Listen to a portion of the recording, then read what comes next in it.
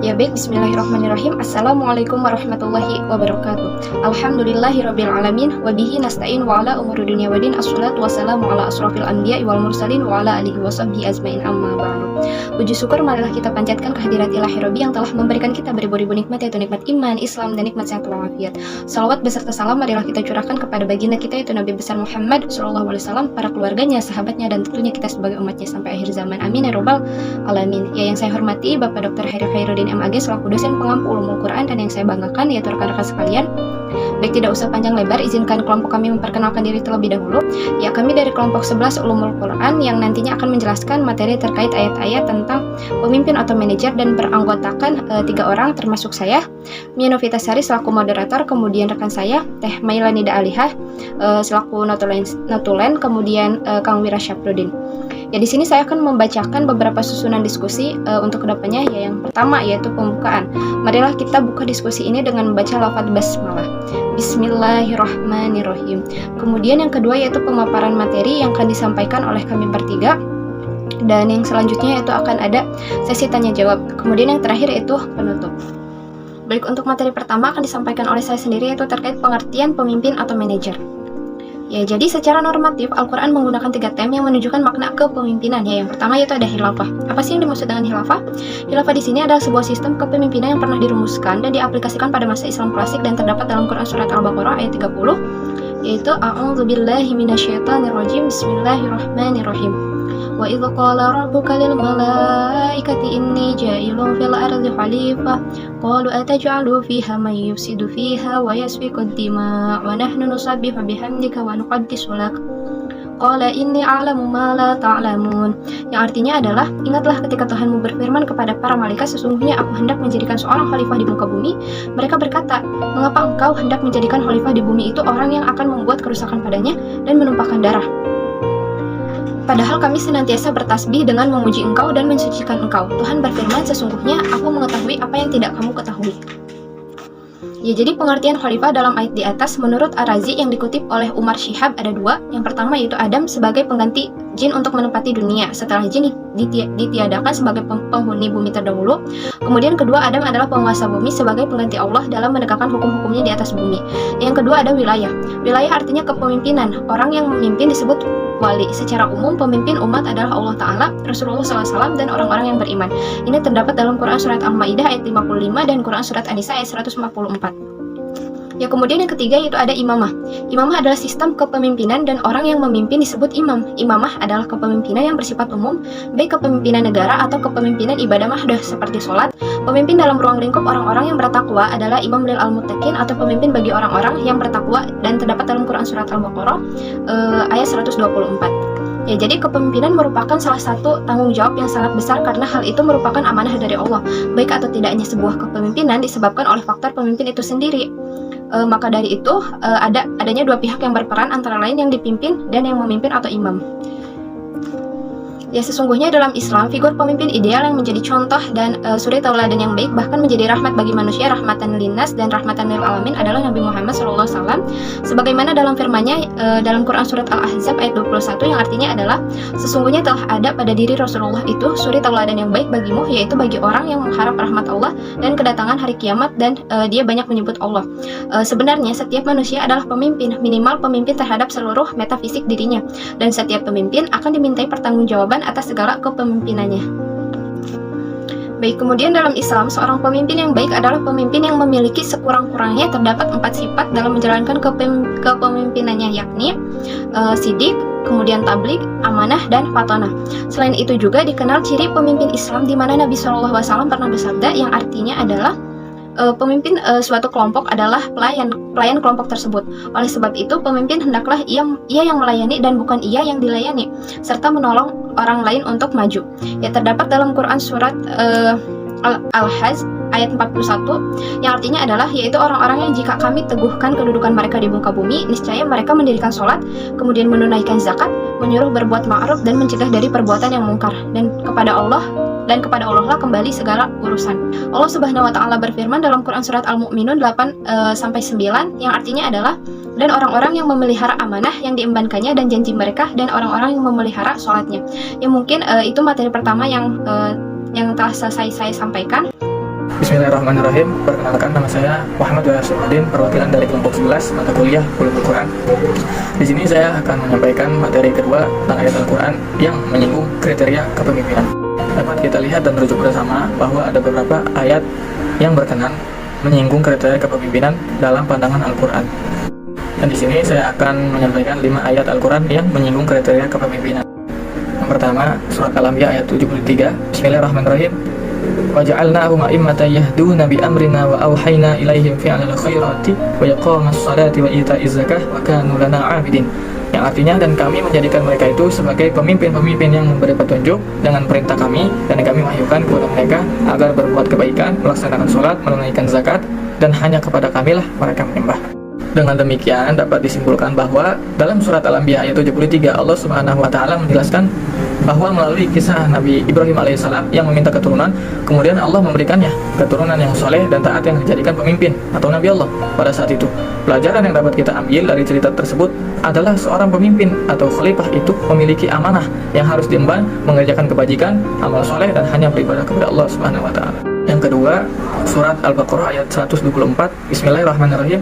Wa idh ibtala Ibrahim rabbuhu bikalimatin fa'atammahunna qala inni ja'iluka lin-nasi imama qala wa min dzurriyyati qala la yanalu ahdi dzalimin. Yang artinya, dan ingatlah kepada Ibrahim ketika diuji Tuhannya dengan beberapa kalimat, lalu dia melaksanakannya dengan sempurna. Allah berfirman, sesungguhnya aku menjadikan engkau sebagai pemimpin bagi seluruh manusia. Ibrahim berkata, dan juga dari anak cucuku. Maka Allah berfirman, benar, tetapi janjiku tidak berlaku bagi orang-orang yang zalim. Dengan demikian, maksud ayat tersebut adalah untuk memberikan petunjuk kepada Rasulullah SAW melalui kisah Nabi Ibrahim alaihissalam bahwa seorang pemimpin atau seorang imam bukan berasal dari orang yang zalim atau orang yang suka berbuat zalim, akan tetapi berasal dari orang yang soleh. Yang ketiga, surat As-Sad ayat 26. Bismillahirrahmanirrahim. Ya Dawudu inna ja'alnaka khalifatan fil ardi fahkum bainan nasi bil haqqi wa la tattabi'al hawa fayudillaka an sabilillah innal ladzina yudilluna an sabilillahi lahum 'adzabun syadid bima nasu yaumal qiyamah. Yang artinya, Allah berfirman, wahai Daud, sesungguhnya engkau kami jadikan khalifah, penguasa di bumi, maka berilah keputusan di antara manusia dengan adil, dan janganlah engkau mengikuti hawa nafsu, karena akan menyesatkan engkau dari jalan Allah. Sungguh orang-orang yang sesat dari jalan Allah akan mendapat azab yang berat karena mereka merupakan hari perhitungan. Dengan demikian dapat disimpulkan bahwa ayat ini merupakan peringatan dari Allah Subhanahu wa taala kepada para penguasa untuk menerapkan hukum dengan adil kepada seluruh manusia sesuai dengan kebenaran dan diturunkan dari sisi Allah serta tidak berpaling darinya hingga mereka sesat dari jalan Allah. Sesungguhnya Allah mengancam orang yang sesat dari jalannya serta melupakan hari hisab dengan ancaman yang keras dan azab yang pedih. Yang keempat, surat An-Nisa ayat 59. Bismillahirrahmanirrahim. Ya ayyuhalladzina amanu athi'ullaha wa athi'ur rasul wa ulil amri minkum fa in tanaza'tum fi syai'in farudduhu ila Allahi wa rasulih in kuntum tu'minuna billahi wal yawmil akhir dzalika khairu ahsanu ta'wila. Yang artinya, wahai orang-orang yang beriman, taatilah Allah dan taatilah Rasul Muhammad sallallahu alaihi wasallam dan ulil amri atau penguasa di antara kamu. Kemudian jika kamu berbeda pendapat tentang sesuatu, maka kembalikanlah kepada Allah, yaitu Al-Quran, dan Rasulullah, yaitu sunnahnya. Jika kamu beriman kepada Allah dan hari kemudian, yang demikian itu lebih utama bagi kamu dan lebih baik akibatnya. Dapat disimpulkan bahwa ayat tersebut tentang perintah taat kepada pemimpin dan Rasul ataupun ulil amri atau penguasa. Dan jika mendapati suatu masalah, problem atau perselisihan, maka untuk memutuskannya haruslah musyawarah dengan pemimpin yang ada. Yang kelima, surat An-Nisa ayat 83. Bismillahirrahmanirrahim. Wa idza ja'ahum amrun minal amni awil khawfi adza'u bih walau radduhu ila ar-rasuli wa ila ulil amri minhum la'alimahu alladhina yastanbitunahu minhum walaula fadlullahi 'alaikum wa rahmatuhu lattaba'tum asy-syaitana illa qalila. Yang artinya, dan apabila sampai kepada mereka suatu berita tentang keamanan ataupun ketakutan, mereka langsung menyiarkannya. Padahal apabila mereka menyerahkannya kepada Rasul dan ulil amri atau penguasa di antara mereka, tentulah orang-orang yang ingin mengetahui kebenarannya akan dapat mengetahuinya secara resmi dari mereka, Rasul dan ulil amri penguasa. Sekiranya bukan karena karunia dan rahmat Allah kepada kamu, tentulah kamu mengikuti setan kecuali sebagian kecil saja di antara kamu. Dalam tafsir Al-Hakam, Abdul Halim Hasan 206287 mentafsirkan makna surat adalah bahwa jika orang beriman menerima suatu berita baik serta berita buruk dan menemui persoalan perdebatan yang rumit, maka hendaklah orang tersebut menyampaikan berita tersebut kepada Rasulullah atau penguasa ulil amri, pemimpin yang mereka miliki. Assalamualaikum warahmatullahi wabarakatuh. Perkenalkan, nama saya Melani dari materi tentang kriteria kepemimpinan dalam perspektif Al-Quran. Kriteria kepemimpinan yang harus dimiliki oleh seorang pemimpin tersebut dalam suatu cangkupan. Yang pertama yaitu beriman. Pemimpin harus orang-orang yang beriman, bertakwa, dan beramal soleh, yang tidak lalai akan perintah Allah Subhanahu wa Ta'ala dan melanggar batas-batasnya. Kriteria beriman ini merujuk dalam Quran Surat Al-Anbiya ayat 73. Dalam ayat tersebut melalui kisah Ibrahim yang meminta keturunan, kemudian Allah memberikannya keturunan pada Nabi Ibrahim. Kemudian Allah ingin menjadikan keturunan Nabi Ibrahim menjadi seorang khalifah atau pemimpin, di mana Allah menunjukkan bahwa seorang khalifah akan diberikan amanah atau tugas yang harus diemban. Dan khalifah itu tersendiri memiliki tauladan dalam beribadah, beramal soleh, dan membayar zakat, serta hanya taat kepada Allah Subhanahu wa Ta'ala. Beriman di sini artinya ialah percaya, yakin, mengaku, serta mengamalkan seluruh perkara yang tercakup dalam rukun iman. Yang kedua, adil dan amanah. Adil menurut bahasa Arab disebut dengan kata adilun, yang berarti sama dengan seimbang. Lawan kata adil adalah zolim.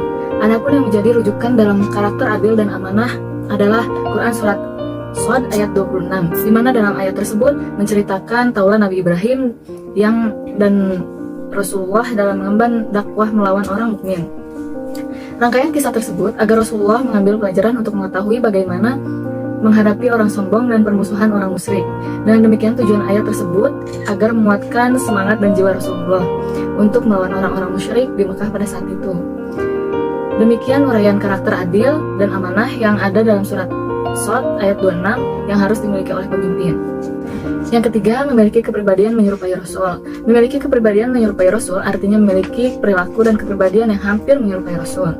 Syarat seperti yang dimiliki Rasulullah dalam menjalankan kepemimpinan, bila merujuk ayat-ayat yang telah dikutip, akan diketahui bahwa Rasulullah yang dimaksud adalah Nabi Ibrahim sebagaimana dalam Quran Surat Al-Baqarah ayat 124, dan Nabi Muhammad sebagaimana dalam Surat An-Nisa ayat 59 dan 83. Quran Surat Al-Baqarah ayat 124 menerangkan tentang penunjuk langsung kepada Ibrahim dalam posisinya sebagai imamah atau pemimpin setelah beliau mendapat sederetan ujian dari Allah. Disebutkan, sesungguhnya aku akan menjadikanmu pemimpin bagi seluruh manusia. Ibrahim berkata, dan saya mohon juga dari keturunanku. Dari sini dipahami bahwa keturunan Nabi Ibrahim, yakni termasuk Nabi Muhammad, adalah seorang pemimpin yang harus ditaati. Pada kalimat selanjutnya Allah berfirman, janjiku ini tidak mengenai orang yang zalim. Allah memberitahukan bahwa seorang Rasul itu tidak zalim.